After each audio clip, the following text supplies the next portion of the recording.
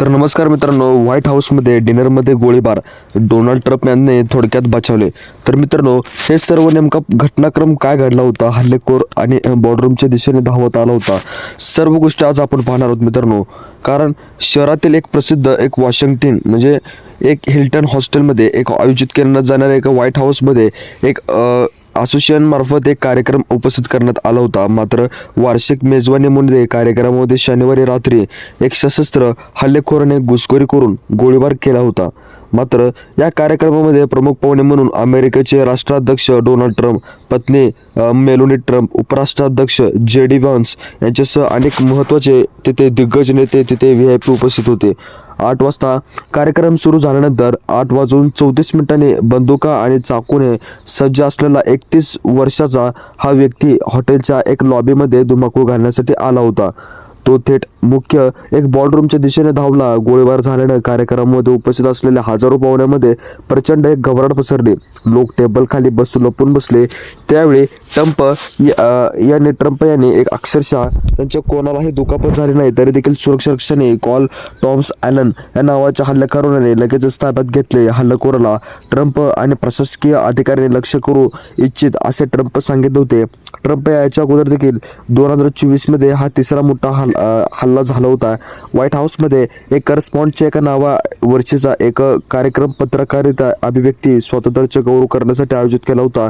Trump राष्ट्राध्यक्ष झाल्यापासून पहिल्यांदाच या कार्यक्रमाला उपस्थित राहिले होते.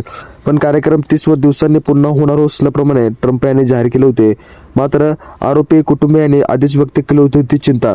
आरोपीने हे घटनेपूर्वी आपल्याला कुटुंबियांना काही संदेश पाठवले होते.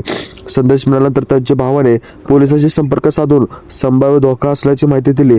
त्यानंतर ही बाब सुरक्षा यंत्रणांपर्यंत पोहोचवण्यात आली होती. कुटुंबियांनी मात्र वेळेआधीच त्यांना सुरक्षा दिल्या असल्याप्रमाणे देखील प्रश्नचिन्ह उपस्थित होते. आरोपीच्या बहिणीची चौकशी करण्यात आली होती. कॅलिफोर्नियातील एका बंदुकीच्या दुकानातून कायदेशीररित्या त्याने शस्त्र खरेदी केले. तसे शस्त्र आपल्या पालकांच्या नकळत त्यांच्या घरी ठेवली होती. आरोपी अनेकदा कट्टरपंथी आणि टोकाचे वक्तव्य करत असल्यामुळे ज्यामुळे कुटुंबाला चिंता निर्माण झाली होती. हल्लेखोराला देखील सुरुवातीला गोळीबार मारला आणि गेल्याचे जाहीर केले. मात्र एका तासानंतर डोनाल्ड ट्रम्प यांनी सोशल मीडिया प्लॅटफॉर्मवर हल्लेखोराला फोटो शेअर केले. त्याचं नाव टॉमस ॲलन असं होतं. कॅलिफोर्नियाच्या रहिवासी असून देखील तो सर्व गोष्टी केला होता. मेजवानी आणि कॅमेऱ्याचे पत्रकारांची धावपळ. व्हाईट हाऊसमध्ये एक करस्पॉन्ड डिनरसाठी आलेले पत्रकार महागड्या सूट आणि गाऊन्समध्ये होते. गोळीबारानंतर सुरक्षित ठिकाणी आश्रय घेतला. पण काहीच मिनिटांमध्ये त्यांनी आपले व्यावसायिक कर्तव्य बजावण्यास सुरुवात केली होती. हल्लेखोर देखील धर्मद्वेषी असल्याचा ट्रम्पचा आरोप आहे. फॉक्स न्यूजला दिलेल्या मुलाखतीनुसार हल्लेखोर हा ख्रिश्चन देशी असून देखील हल्लेखोराला ख्रिश्चन धर्माबद्दल प्रचंड द्वेष निर्माण होता. मात्र तो खूप त्रासलेला असून देखील तोच त्याच्या सर्व गोष्टी करण्यात आला होता. हल्लेखोराची घुसखोरी 31 वर्षाचा कॉल टॉमस आणि ॲलनने सुरक्षा कवचने ओलांडून बॉर्डरूमच्या दिशेने धावला. सिक्रेट सर्व्हिसचे एजंट त्याच्या दिशेने धावले होते.